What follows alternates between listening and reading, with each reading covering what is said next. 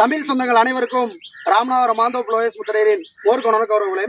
இப்போ நம்ம எங்கே இருக்குன்னு பார்த்தீங்கன்னா, ராமநாதபுரம் மாவட்டம் திருவாடனை தாலுகா சோழியாக்குடிக்கு உட்பட்ட காந்தி நகர் முத்திரையர் தெருவில் தான் இருக்கும். கடந்த ஒரு வாரத்துக்கு முன்னாடி பாண்டிஸ்வரி அக்காவோட குடிசை தீயறிஞ்ச தகவல் தமிழ்நாடு முழுவதும் மிகப்பெரிய ஒரு பரபரப்பு ஏற்படுத்துச்சு. அந்த குடிசை தீயறிஞ்ச விஷயமா இப்போ நேரில் அந்த குடும்பத்தை சந்தித்து பேசணும். அவங்க சொல்ற இந்த பகுதியில் உள்ள மக்கள் சொல்ற கோரிக்கை என்னன்னா, தொடர்ச்சியா 40 ஆண்டு காலமாக நாங்க இங்க மீனவர் குடியா இருக்கோம். எங்களை இங்க வாழ விடாம தடுக்கிறது இந்த இடத்திற்கும் கவர்மெண்ட்டுக்கு தான் பிரச்சனை. கவர்மெண்ட் இடம் இது இங்க தொடர்ச்சியா ஒரு 40 வருஷம் 50 வருஷமா இந்த மக்கள் கடலுக்கு போயிட்டு இங்க வாழ்ந்துகிட்டு இருக்காங்க. ஒரு தனிநபர், அதாவது இதற்கு முன்னாடி கவுன்சிலர் இருந்திருக்காரு. அவரோட அதிகாரத்தை பயன்படுத்தி அவர் இதற்கு முன்னாடி இந்த தொகுதியில் உள்ள எம்எல்ஏவோட சொந்தக்காரு. இன்னைக்கு ஆட்சி மாற்றம் புதுசா வந்துருச்சு. இன்னைக்கு திமுக அதிமுக கிடையாது. மாண்புமிகு மரியாதைக்குரிய அண்ணன் சோசப்பண்ணனோட ஆட்சி, நம்ம ஆட்சி. இப்ப ரீசெண்டா கரூர்ல பேசும்போது கூட அண்ணன் சொல்லியிருப்பாங்க, இது உங்க ஆட்சி, அக்காவோட ஆட்சி, தங்கச்சியோட ஆட்சி அப்படின்னு சொல்லியிருப்பாங்க. இன்னைக்கு ஒரு குடிசை தீயறிஞ்சிருக்கு. அந்த தீயறிஞ்சதுக்கு காவல்துறையில கம்ப்ளைண்ட் பண்ணிருக்காங்க ராஜேந்திரனை. உரிய விசாரணை நடத்தல.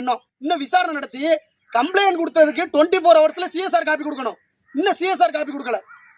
இந்த பகுதி மக்களுக்கு இந்த பகுதியில ரோடு வசதி இல்ல, வாழ்றதுக்கு இடம் இல்ல. இந்தியா சுதந்திரம் அடைஞ்சு 80 வருஷம் ஆச்சு. ஒரு முத்திரையர் சமுதாயம் வீடு கட்டி வாழ முடியல. கடற்கரை ஓரத்துல கஷ்டப்பட்டு அண்ணனை கடலுக்கு போய் உங்களோட மூஞ்சியெல்லாம் பாருங்க. இவங்க எல்லாம் ராஜேந்திரன் நேத்து சண்டை போடுற ஆளுங்க மாதிரியா இருக்காங்க. டெய்லி கஷ்டப்படுறவங்க இவங்க எல்லாம் கடலுக்கு போனதான் சாப்பாடு. ஒரு பாத்ரூம் வசதி இல்ல, குடிக்க தண்ணி கொண்டு வர்றதுக்கு ஒரு பாதை இருக்கு, அந்த பாதையை அடைச்சிட்டாப்புல.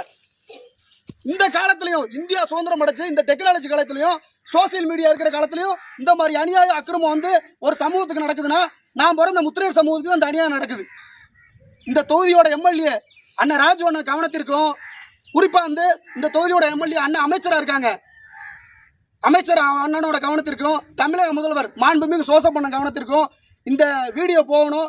கண்டிப்பா அந்த வீடியோ பார்த்தோன்னே இந்த மக்கள் வைக்கிற கோரிக்கை, நாங்க 40 வருஷமா இங்க இருக்கோம், வாழ்றதுக்கே வழி இல்லாம இருக்கோம், எங்களுக்கு இலவச பட்டா கொடுங்க அப்படின்னு கேட்கறாங்க.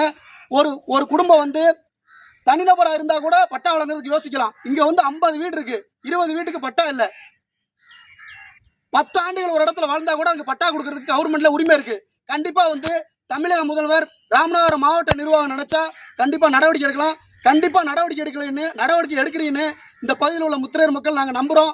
குறிப்பா அந்த தொகுதியோட எம்எல்ஏக்கு நம்ம மக்கள்லாம் ஓட்டு போட்டனால இந்த தொகுதியோட எம்எல்ஏ ராஜு அண்ணன் அமைச்சர் ஆக்கியிருக்காங்க. கண்டிப்பா நடவடிக்கை எடுக்க நம்புறோம். உண்மை குற்றவாளி இந்த மக்கள் என்ன சொல்றாங்கன்னா, ராஜேந்திரன் தான் இதுக்கு முழுக்க காரணம். உண்மை குற்றவாளி ராஜேந்திரன் தொண்டி காவல்துறை கைது செய்யவில்லை என்றால் ராமநாதபுரம் மாவட்டம் மட்டும் இல்ல, தமிழ்நாடு முழுவதும் அனைத்து சமூக அமைப்பை ஒன்றிணைத்து மிகப்பெரிய ஆர்ப்பாட்டத்தை ராமநாதபுரம் மாவட்ட ஆட்சியர் அலுவலகத்துக்கு முன்பு நடத்துவோம்.